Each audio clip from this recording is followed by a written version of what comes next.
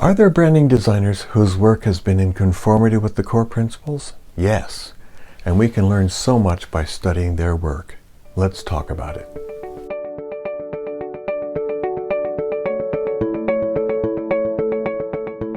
Some branding designers of the last century have intuitively worked in harmony with the core principles of branding design. Their logos consequently have stood the test of time. They can teach us much. Even the few times when these designers missed the mark can show us that these principles cannot be ignored. Herb Lubin, 1918 to 1981. Herb Lubin was educated at Cooper Union. During his career, he had an affinity for hand-rendered typographic identities, which made him an ideal creator of magazine mastheads. Notable examples were identities for 3 magazines co-published with Ralph Ginzburg, Eros, Fact, and Avant-Garde, where Lubin also did the art direction, often using full-page typographic titles. He created several notable type fonts, including Avant-Garde, modeled after the magazine identity of the same name. He also founded International Typographic Corporation, ITC, and left a lasting mark on the world of font design. A memorable publicity tool of ITC's was a free publication, UNLC, standing for upper and lower case, where he spent the last 10 years of his life. It was a showcase of eclectic typographic experimentation. Lubin designed numerous identities, most of them typographic in nature. Lubin's work as a custom typographer often incorporated swashes and ligatures and has been a lasting example of exquisite word marks at their best, embracing both simplicity and clarity. Paul Rand, 1914 to 1996. Paul Rand was educated at Pratt Institute, Parsons and the New School for Design, and the Art Students League, but said he was mostly self-taught designer. He built his early career on the strength of his page layouts, including his ability to crop photos for maximum impact. During his lifetime, he was recognized for painting, lecturing, and industrial design, but he is remembered today chiefly for his world-famous logo designs, most of which still look fresh. As long as half a century later, many of those brand designs are still in use and remain essentially unchanged.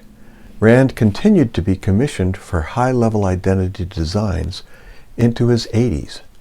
More than any other individual of this era, Rand helped big business understand the value of design and taking graphic design beyond the mere creation of a logo, in fact, toward a holistic design philosophy. Some criticized his designs as simplistic, but his insight has proven correct. To have a long life, a good design needs to be simple and restrained.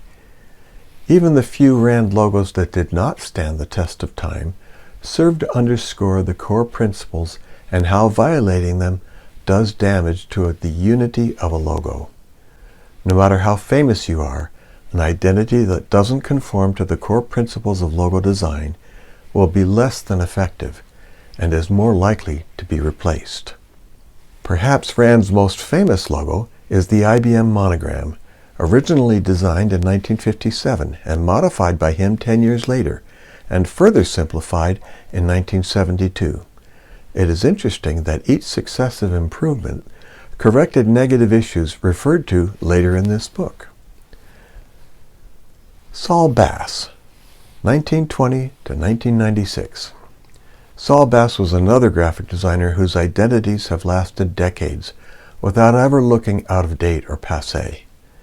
His design credo was symbolize and summarize, advice that is still valid today. After his education at the Art Students League on a scholarship and evening classes with Georgi Kepps at Brooklyn College, Bass moved to Hollywood to work on print ads. He produced dozens of film titles for directors like Preminger, Hitchcock, Scorsese, and Kubrick, and dozens of movie posters. He also did many book covers and made several small films, winning an Academy Award in 1968 for his film Why Man Creates. Concurrent with his work in film, Bass distinguished himself in corporate identity design. Many of his logos remain virtually unchanged today, save for modest variations and treatment alterations. The few logos that were abandoned were mostly victims of corporate mergers or business cessations. When Bass's original designs were replaced, the new ones were almost always weaker and full of shortcomings that will surely mean a shorter lifespan than that of their predecessors. When it comes to companies retaining logos over time, Saul Bass has a better track record than Paul Rand. This should not be surprising since Bass's logos more consistently adhere to the core principles that we'll discuss later. Chermayeff, Geismar, and Haviv. Before joining forces, Chermayeff and Geismar were well educated in graphic design. They met at Yale, where Chermayeff earned a Bachelor of Fine Arts degree and Geismar his master's degree.